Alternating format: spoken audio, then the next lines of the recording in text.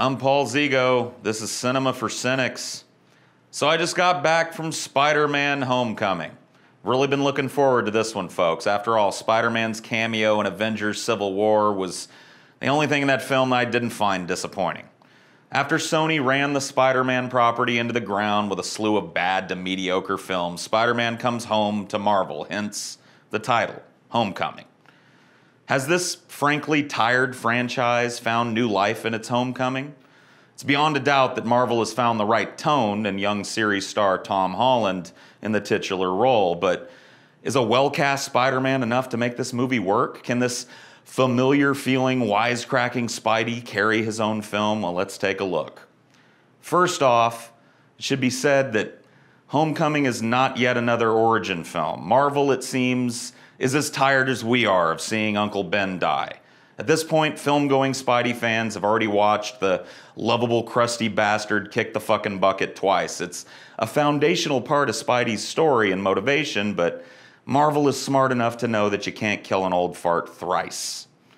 However, Marvel ditching the tedious Uncle Ben doesn't seem to have saved it from most of the pitfalls of an origin film. Chief among them, origin films rarely have time to properly establish their villain. Don't get me wrong, Michael Keaton is pretty awesome as the Vulture, who, if we're honest, is probably the lamest of Spidey's regular foes. I remember him from the comic books as this bald old geezer in a ridiculous green bird costume. The Vulture is wisely reinvented in Homecoming as a disgruntled salvage entrepreneur. In the film's early moments, we see the government show up while he's salvaging alien technology from the Avengers' big fight with the Chitauri. His lucrative salvage operation is taken from him by the newly formed U.S. Department of Damage Control, leaving him and his men with no livelihood. Rather than passively accept this raw deal, he decides to use a shipment of the alien tech that has gone unaccounted for to build some cool stuff. Fast forward 8 years to the present day, and it's not clear how Michael Keaton's Vulture goes from salvage dude to supervillain. I mean, who invented all this shit he's using? Who built it? He flies around in this amazing wingsuit that looks like it would give Iron Man a run for his money, and his goons are firing off weapons that can cut buildings in half. The dudes he has working for him are blue-collar guys from his salvage days, not mad fucking scientists. Setting aside that weirdness, Keaton is great in the role. Though it may require a few contrivances to arrive at, Keaton's portrayal of the Vulture as this blue-collar supervillain is effective. If you want to know how good Keaton is in this role, he made the Vulture one of Marvel's most interesting cinematic villains. Granted, that's a low bar, but the Vulture? How do you make that work? Ask Michael Keaton. The only bad thing about Keaton's performance is the length of it. He's barely in this movie. I mean, Marvel finally creates a cinematic villain that doesn't bore the audience to tears, and they give him less screen time than the fat best friend that I certainly don't remember Peter Parker ever having. Spider-Man may feel familiar in Homecoming, but he's a little different than you remember him. First and foremost, his Tony Stark tech-enhanced spider suit just adds additional powers that we don't really see Spidey using anywhere else in the Marvel canon. The suit has an AI, which he dubs Karen, and has capabilities that I really wouldn't associate with Spidey. The spider emblem on his chest is this detachable drone.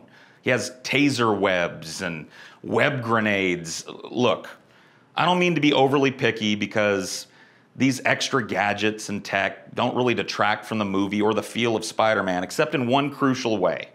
Spider-Man's iconic Spidey sense doesn't exist anymore. It's been replaced with a heads-up display courtesy of Tony Stark.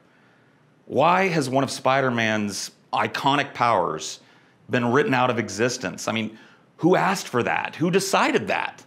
Maybe Marvel plans to have Peter develop this power as he gets older, but if so, they don't even tease it in Homecoming. It's not a deal breaker, but man, I like the Spidey sense. I mean, it's part of what makes Spider-Man who and what he is. But hey, wisecracking Spidey is back, and boy is he welcome. The previous attempts at Spidey have all been dour and sad and edgy. This iteration of Peter Parker is the total opposite. He's bright, funny, and brimming with the kind of hammy jokes we all associate with the character. He's also 15, which comes with some pitfalls. I looked it up, and Spidey was canonically 15 when he was bitten by the radioactive spider. That said, being 15 comes with awkwardness, and that awkwardness bleeds into Spidey's fighting style. He's presented for most of the film as kind of bumbling. He doesn't yet have that Spidey swagger, which just lends again to that origin movie feel. The action sequences are still cool, don't get me wrong, but they don't present Spidey as all that powerful. Twice in the movie, Tony Stark has to bail Spidey out when he gets in over his head.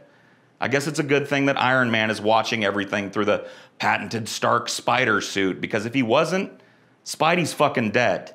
I mean, I understand the theme of Spider-Man coming into his own and discovering that with great power comes great responsibility. The phrase itself may be gone from this movie, but it's still there in the theme. And it's done effectively enough, but it's been done before with this character, and I just would have liked to see something new. Whatever. I guess I'd just rather see a more competent and capable Spidey at this point. I mean, didn't he snatch Captain America's shield in Civil War and fight toe-to-toe with the Avengers? Why is he now having trouble stopping a bunch of crooks robbing an ATM? I mean, those are the kind of bad guys that superheroes are supposed to just dispense with no problem. Why does he almost drown because he can't escape a parachute? Why the fuck is he afraid of heights?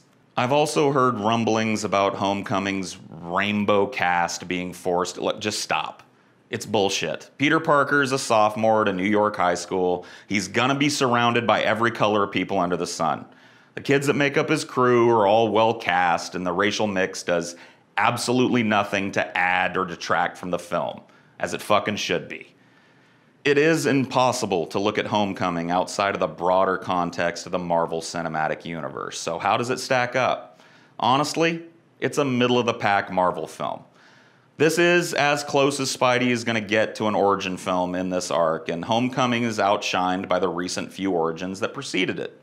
I had more fun at Guardians 1, Deadpool, and Doctor Strange, which is a shame given the potential I see in the character.